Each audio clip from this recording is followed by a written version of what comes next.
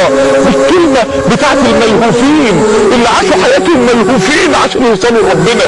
دي الكلمة بتاعت اللي مفيش حاجة عطلتهم عن ربنا ابدا طول حياتهم. كلمة عجلت اليك رب لترضى نور يا جماعة، نور والله العظيم، نور ينور لنا حياتنا كلها. رسالة إلى حواء. عجلت اليك مش اتيت اليك. عجل اللي بيعجل ده ما بيفكرش هو ساب ايه، ممكن يسيب الدنيا قلبه ويجري. عجلت اليك يا رب، ما فكرتش وانا بجري عليك يا رب. انا عايز اكلمكم عن واحدة لفت قلبها على الله، عملت في حياتها ايه. انا عايز اكلمكم عن واحدة ما فيش حاجة عطلتها عن ربنا حتى حياتها وحياة ولادها. انا عايز اكلمكم عن واحدة كان شعارها في حياتها وعجلت اليك رب لترضى. هكلمكم عن ماشطة بنت فرعون. ماشطة كوافيرة اللي كانت بتسرح شعر بنت فرعون، مش كوافير، لا ده فرعون نفسه كان عنده رجولة، ما كانش جايب لبنت واحد بيسرح لها شعرها. والله العظيم يا جماعة فرعون والعياذ بالله. ماشطة بنت فرعون بتسرح شعر بنت فرعون، فوقع المشط وقفت جابته قالت بسم الله. البنت قالت لها الله ابي، عايشينها اصل اهل الباطل يا جماعه عايشينها والله. الله ابي، ابي مين يا بنت، ابي مين الله يهديك، الله ابي. فقالت الله ربي وربك ورب ابيك. البنت راحت على ابوها قالت له اللي بتسرح شعر بتقول كذا، جابها على طول فرعون. خدوا بالكم يا جماعه، امراه ماشطة بنت فرعون كانت عارفه ثمن الكلمه اللي قالتها، كانت عارفه ان الكلمه دي ثمنها ممكن يكون حياتها وحياه ولادها، ولكن اللي في جوه قلبها مش قادره تكتبه تجاه الله. رسالة إلى حواء.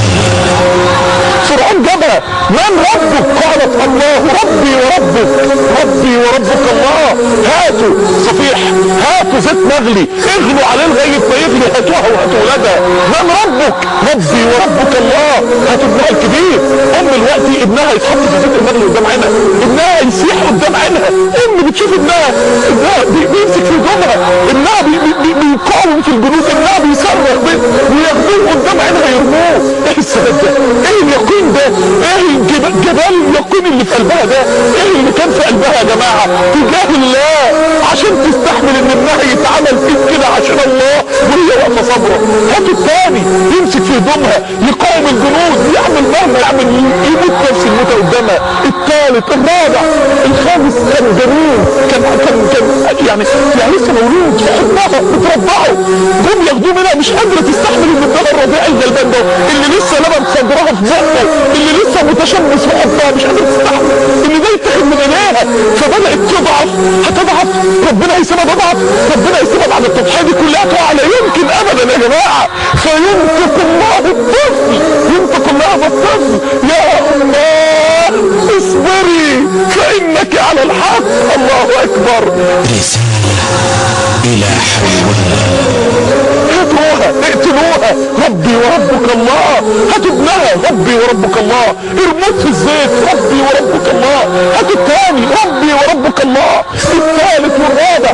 طب هاتوا الطفل الرضيع اللي في حضنها، الطفل ينطق ويقول يا اماه اصبري ربي وربك الله. وتترمى هي وابنها وتدوب عظامها مع عظام ابنها وتتدفن هي وابنها، هي ولادها الخمسه في قبر واحد عشان يمر رسول الله صلى الله عليه وسلم في الاسراء والمعراج فيشم ريحه طيبه جدا، فيسال سيدنا جبريل دي ريحه ايه دي؟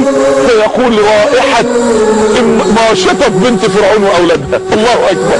واحد فين الماشطة وراح فين فرعون؟ رسالة إلى حواء. فرعون هو وبنته الكفرة بيعرضوا على النار كل يوم في القبر، والماشطة هي وولادها المؤمنين في جنة النعيم. هو ده الإيمان يا جماعة. هي دي التضحية. هي عملت كل ده ليه؟ هي ضحت بولادها ليه؟ عارفين ليه؟ بس انت ترضى، بس انت ترضى يا رب. انت يا رب لو رضيت اي حاجة ضحي بيها يا رب، بس انت ترضى عني يا رب. إلى حواء. إلى حواء. إلى حواء.